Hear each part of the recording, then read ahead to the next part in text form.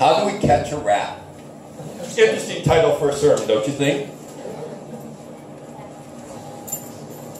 You know, rats are interesting creatures. They're quite smart. They're quite intelligent. Many scientists use them to study intelligence. So you would think that they would be a hard animal to catch, right? Or even harder animal to destroy. But rats have a weakness, a temptation. They love to eat.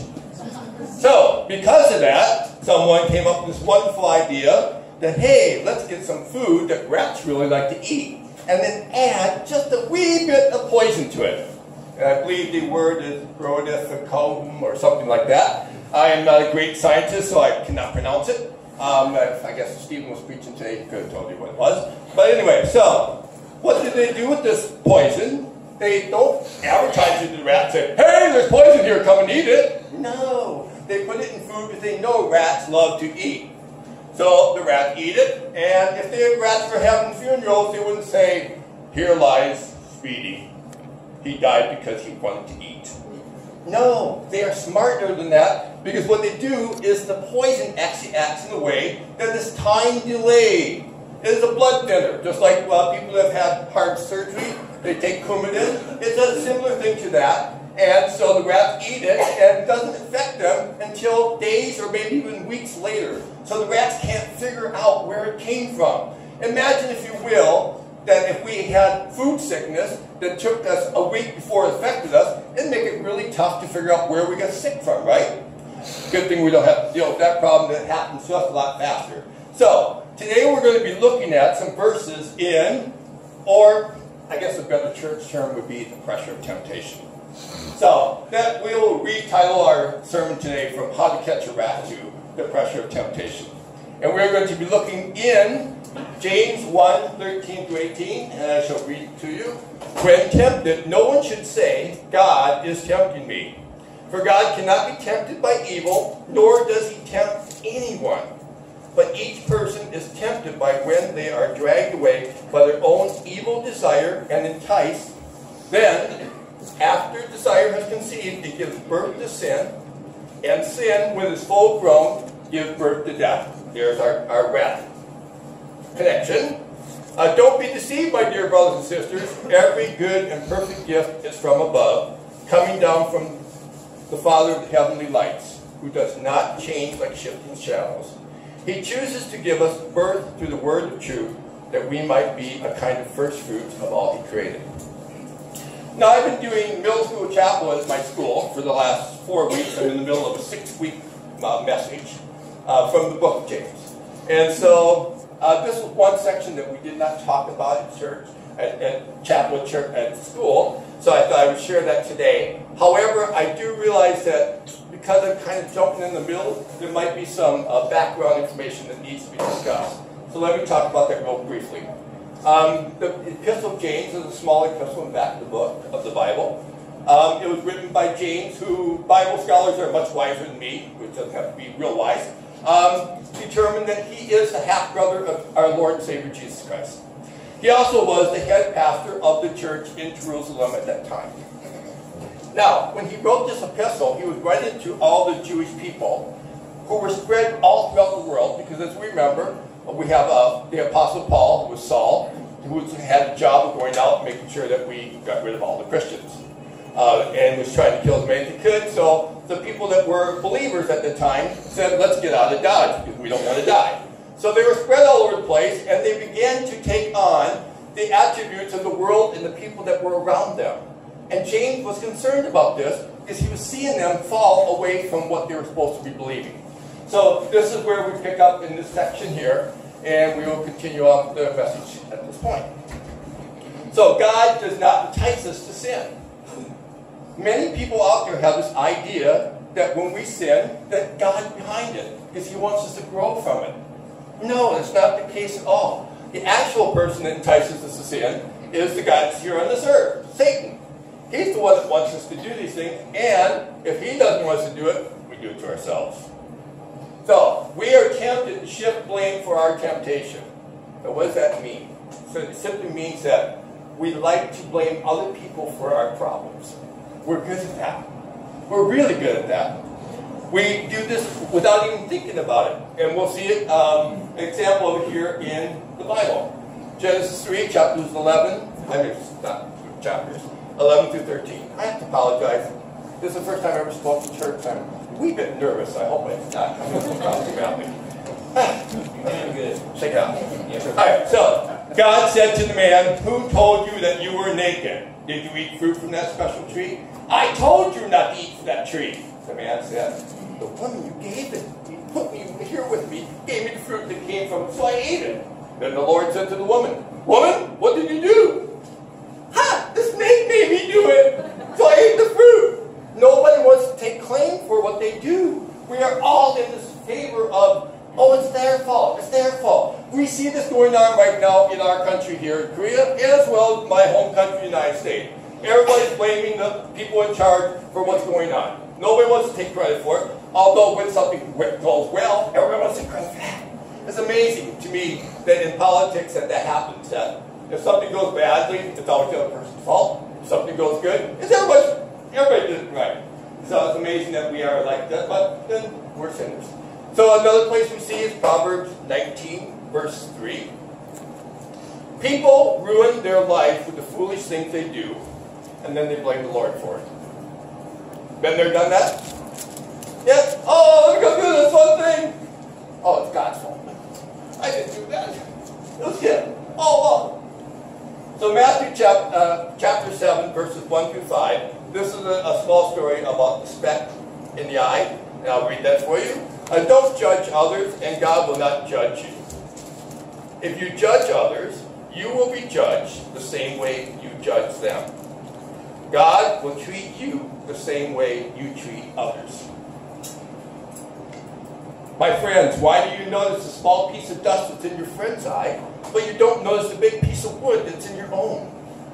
I always wondered about that. What did he mean by that? The first time I read it, I was like, I don't have no wood in my eye.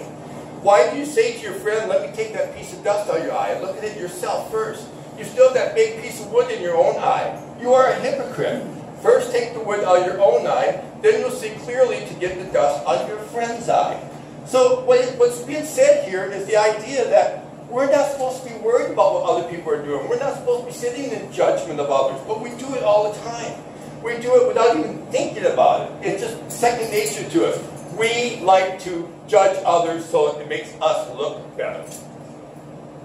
Period. If we can make somebody else look poor, then that makes us look better. God is not the source of our temptation. God cannot be tempted. Okay.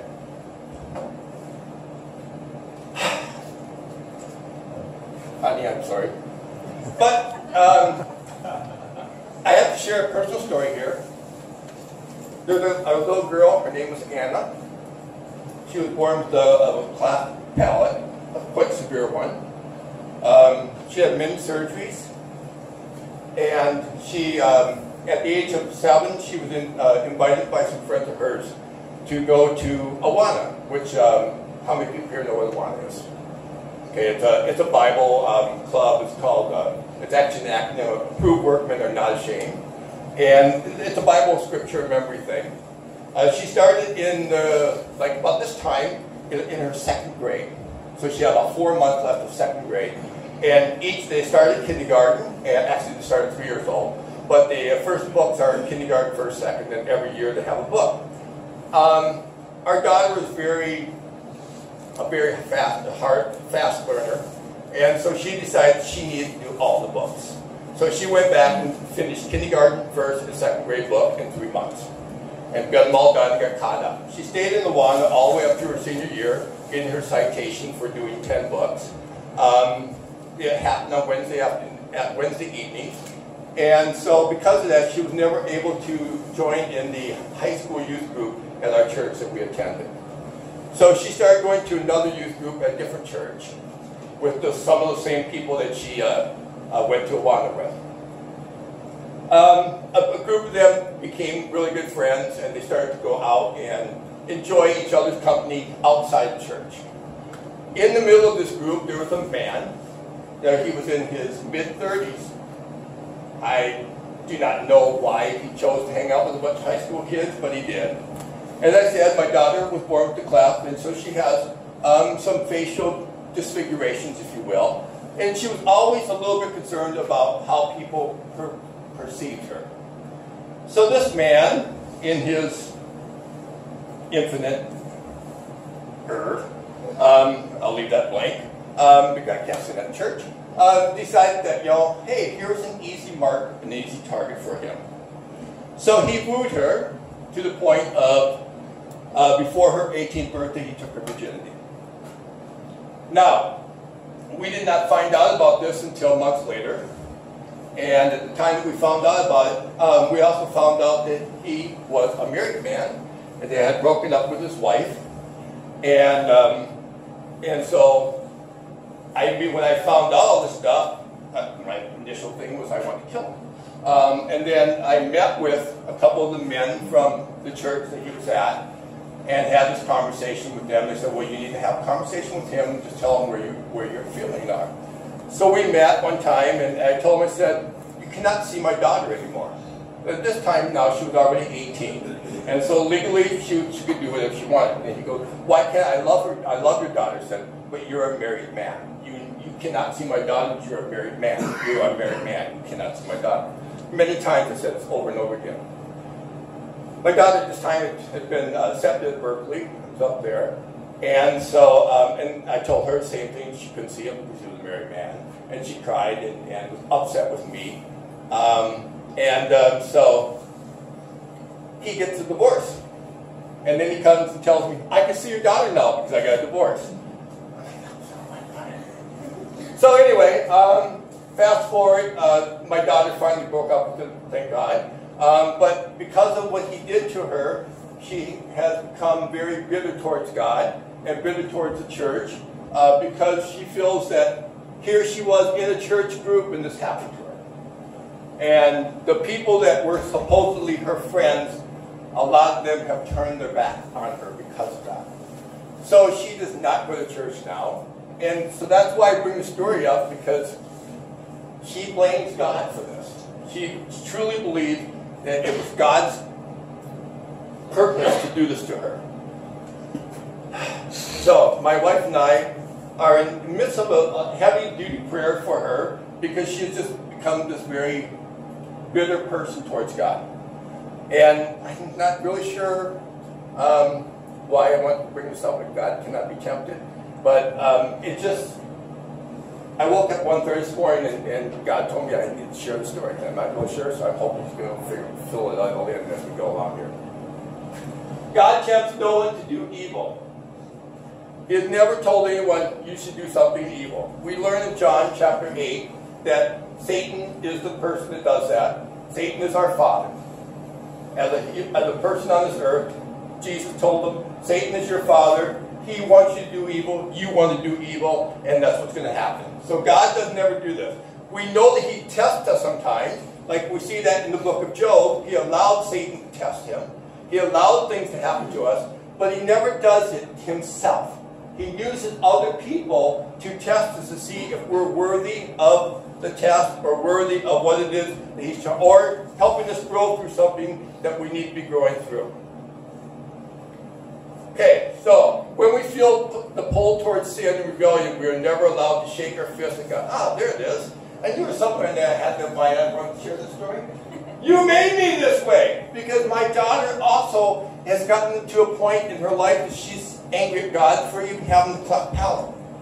She went through a lot when she was growing up. Her senior year of high school, they had to break her jaw because her jaw was too far back. And they had to break it, and then she had to wear this headgear her senior year of high school. And, it's just the amount of times that seeing people stare at her, and it was heartbreaking. It was heart-wrenching as a parent, because you wanted to help her, you wanted to be there for her, but you couldn't. And so I guess in some ways, maybe I was even a little upset with God at certain points in my life. Because why would He do this to this lovely child of His?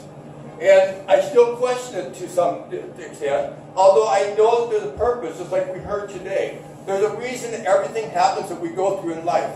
And at some point, I truly believe that she is going to come back to the Lord. And we're going to be a whole unit again. Sometimes people say to me, I've heard this at school talking to different teachers, oh, you got together, so you're such a good person.